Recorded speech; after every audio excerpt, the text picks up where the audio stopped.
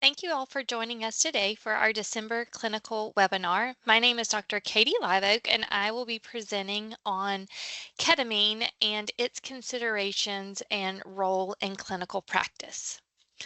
Ketamine was developed in 1960s for medicinal use as an anesthetic and pain reliever. It's been considered an essential medicine by the World Health Organization, but is receiving increased attention as a novel treatment for depression and other off-label indications.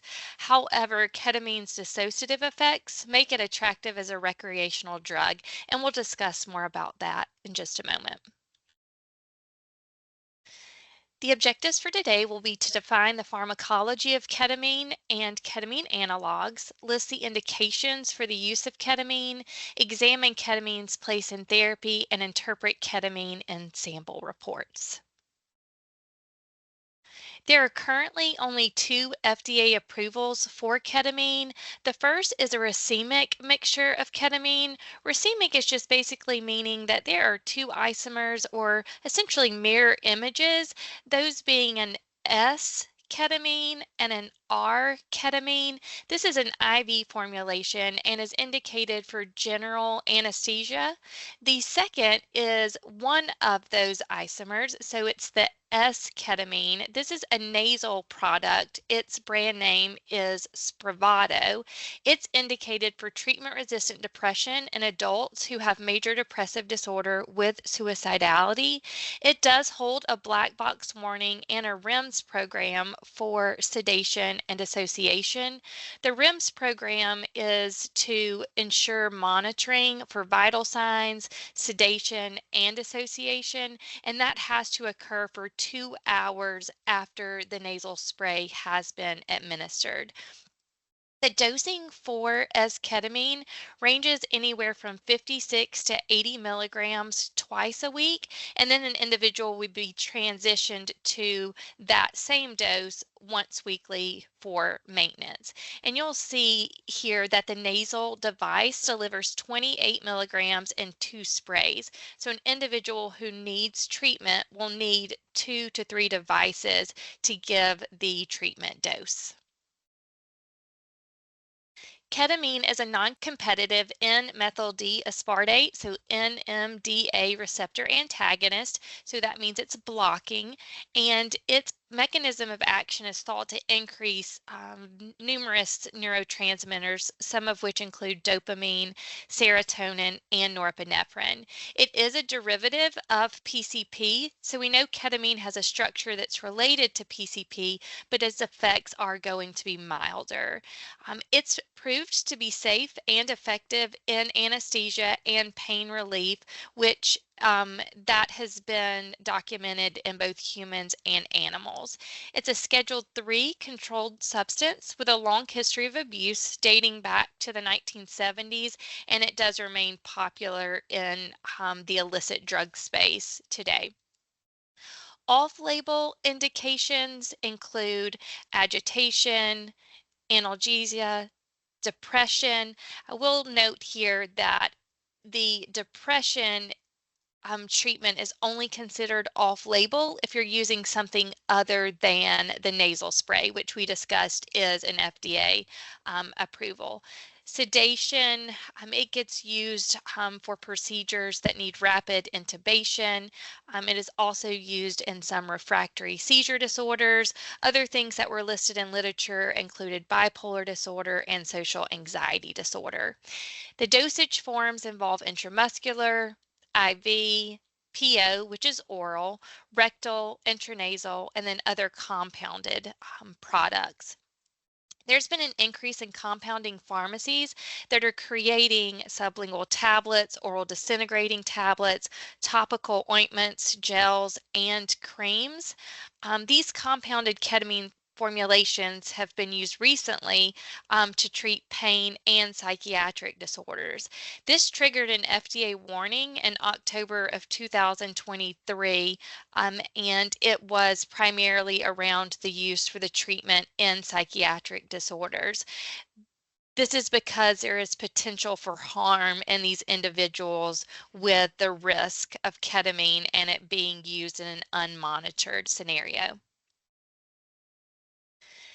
This slide is going to cover high-level information regarding ketamine's routes of administration divided into anesthesia and analgesia. And you'll see the onsets of action and duration are relatively short, where IV's onset can be as quick as 30 seconds and only last 10 minutes, where you have an oral formulation that maybe onsets in 30 minutes, and a nasal spray that can last up to 60 minutes. The one thing I do want to note is that some of these products are dosed based on weight, and then some of them have standard dosing. But regardless, if someone does have hepatic or liver impairment, the dose is to be reduced. Adverse effects for ketamine include dissociation, increased secretions. This is primarily increase in saliva, high heart rate, increase in blood pressure, hallucinations, specifically visual hallucinations, agitation, disorientation, nausea, CNS depression, and then, of course, the abuse potential. Below is a list of warning and precautions and situations where ketamine may be not considered a favorable treatment option, and in some cases considered a contraindication. These include substance abuse disorder. In this scenario, a negative toxicology screening prior to initiation of treatment and during ketamine treatment course may be warranted. A history of psychosis. I spoke about those contraindications. Schizophrenia is a contraindication to the use of ketamine. So if you suspect schizophrenia or you have known schizophrenia, then ketamine would not be considered a treatment option. Any history of increased intracranial pressure, increased ocular pressure, liver injury, porphyria, recurrent pregnancy, uncontrolled blood pressure, or an unstable or acute heart disease, thyroid disorder, or previous negative response or hypersensitivity to ketamine. A study in 2008 found that 2/3 of patients that misuse ketamine did so for its dissociative effects. It can be abused through snorting, smoking, injecting, or ingesting orally. At high doses, users will experience a feeling of complete sensory detachment. They will refer to this as a K-hole. During these sensory distortions, users will describe this out-of-body experience and this altered perception of time and space, the effects lasting up to about an hour, with modifications of the user's senses, judgment, and coordination that can persist up to 24 hours. We are aware of an emerging product in the illicit drug space that is called pink cocaine, or 2C. It's a combination of ketamine, MDMA, that's ecstasy, methamphetamine, opiates, cocaine, and or other novel psychoactive substances. The risk of respiratory depression and cardiovascular events when used in combination with other drugs that cause sedation, hypotension. You can have low heart rate or myocardial infarctions, such as a clinical term for a heart attack. The trends in the illicit drug space I want to list for you here are the ketamine analogs. So many of the known ketamine analogs that are found in the drug space we have listed here. They are oftentimes sold as ketamine, but their effects aren't necessarily the same. These are all considered novel psychoactive substances. They're produced in clandestine laboratories and are used primarily to circumvent any type of regulation or detection. Oftentimes, we label these products research chemicals are not for human use. Individuals can knowingly purchase these products through the clandestine marketplaces or on the internet, or unknowingly ingest the medications as counterfeit. This list continues to evolve and change, and Aegis updates our testing every 6 months. Our most recent novel psychoactive substance update was actually released earlier this week on December 9th, 2024. The majority of the analogs that are listed here are currently being tested by Aegis in our hallucinogen dissociative NPS class. Definitive testing at Aegis is confirmed by liquid chromatography and mass spec analysis in urine and oral fluid. Ketamine is reported at a threshold at 1 nanogram per milliliter or above, with a period of detection of up to 3 days in urine and 48 hours in oral fluid. Norketamine and dihydronorketamine, which are metabolites, are at a threshold at 5 nanograms per milliliter, with a period of detection for up to 3 days in urine. Ketamine, esketamine, which is Spravato, R-ketamine, and isomers and metabolites are not going to be distinguishable in our testing. So the analysis in definitive testing should not be used to determine prescription or illicitly sourced ketamine exposure. Although ketamine analogs are identified separately and they're only found in the illicit drug supply. Ketamine is known to be a short-acting substance, as we discussed earlier, but there is emerging data to suggest that the period of detection may be longer with chronic illicit use. So this was looking at a case series in urine concentrations of ketamine and its metabolites of individuals who were in detoxification for ketamine with a history of chronic illicit use. Ketamine is a lipophilic drug, which means it kind of hangs around in adipose or fat tissue.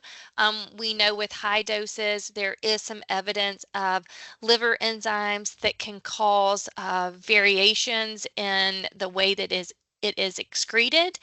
The results of the case series are here at the bottom, and I just want you to note the peak detections in urine that were reported. So for ketamine, it was as high as 61 days, norketamine at 40 days, with the dihydronorketamine being detected for up to 96 days. And again, for individuals with chronic high dose illicit use.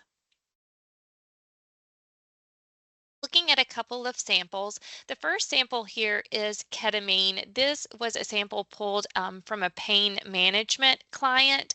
You will see here the individual was prescribed gabapentin and hydrocodone. Ketamine is listed here with an actual quantitative result. It's highlighted in yellow because it was not listed as a prescribed medication for this individual. And then at the bottom of the slide, you will see that we have broken down the positive ketamine into parent drug and its metabolites, norketamine and dihydronorketamine. And given those results, those have been added together and placed in that medication compliance box. I want to compare it to when we see a ketamine analog present in a sample report.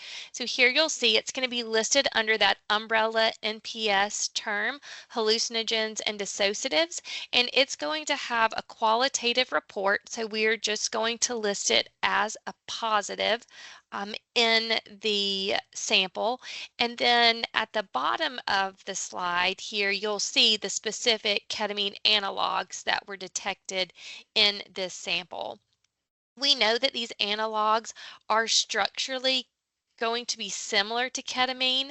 They're going to give effects that are similar, so dissociation, hallucinogenic effects, and the one thing that I also want you to be aware of is that we are not yet aware that these have been named controlled substances by the DEA, and therefore they remain legal. Both are only found in the illicit drug space and would not be the result of an ingestion of a prescription ketamine product. I also want to show you this sample. Again, it is a hallucinogen dissociative positive, and you'll see at the bottom of the slide, I've listed the specific ketamine analog that was detected. But what I wanted to point out on this slide is the type of thing that we are seeing on a regular basis with high risk other co-positive substances. This ketamine analog was present in a sample where we had fentanyl, morphine, which was likely a metabolite of heroin. We have methamphetamine, alcohol, xylazine, which is the veterinarian tranquilizer drug, which is commonly found in that illicitly manufactured fentanyl. There was also a designer opioid and a designer benzo. So taking kind of a scenario where you have ketamine analog that can already be extremely dangerous and adding it in with other substances of abuse and novel psychoactive substances just increases the risk to an individual. In summary, ketamine has been proved to be safe and effective in anesthesia and pain in humans. Its isomers are emerging treatments for psychiatric conditions, yet hold a high risk for misuse potential and commonly misused for that dissociation effect we discussed earlier. Metabolic status, liver function, that can extend the period of detection. Ketamine analogs are intended to produce these mind-altering effects as well, but may lead to long-term neurotoxic effects. When used in combination with other illicit substances, as we saw in that last sample, the risk of serious harm or death can dramatically increase. At the bottom of this slide is a dedicated telephone and email for our clinical team.